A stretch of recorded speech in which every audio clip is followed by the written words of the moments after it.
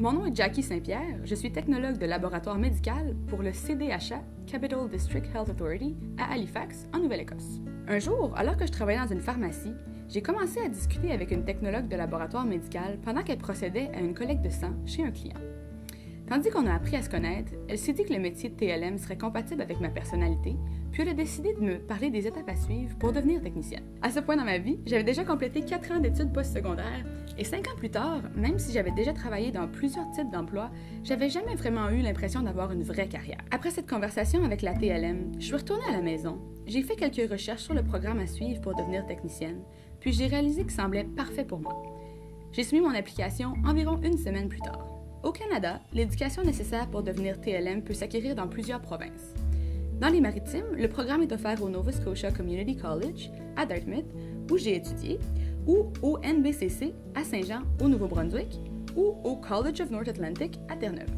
Pour devenir un technologue de laboratoire médical, il faut compléter un programme de 2 ans et passer à travers le processus d'accréditation médicale canadienne, qui peut être fait à un niveau collégial ou universitaire. Après avoir gradué puis obtenu le diplôme, il faut passer un examen pour avoir la certification nationale de la Société canadienne de sciences de laboratoire médical. En Nouvelle-Écosse, une fois l'examen complété, il faut ensuite appliquer au NSC-MLT pour avoir un permis de pratique provincial. Avec ce permis, vous êtes après qualifié pour travailler dans tous les laboratoires de la province.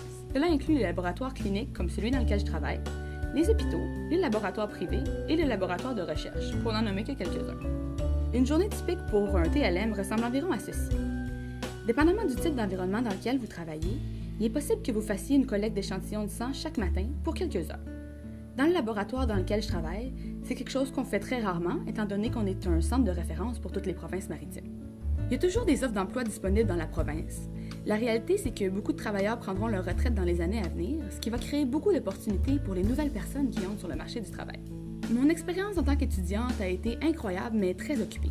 J'ai passé des heures et des heures à étudier et à faire des projets, mais tout le travail a vraiment valu la peine. Je crois que la meilleure partie de mon travail en tant que TLM, c'est le bonheur que celui-ci a apporté à ma famille ainsi qu'à moi-même, sachant que j'avais trouvé une carrière aussi significative et satisfaisante dans laquelle j'ai envie de travailler pour le reste de ma vie. Parmi les défis liés à la profession, je dois dire que le centre pour lequel je travaille est en service 24 heures sur 24. Avoir un horaire de quart de travail peut être vu comme un défi, mais en réalité, si vous êtes une personne organisée et capable d'effectuer plusieurs tâches en même temps, c'est vraiment pas un problème. Voici le conseil que je donnerais à tous ceux qui considèrent devenir TLM.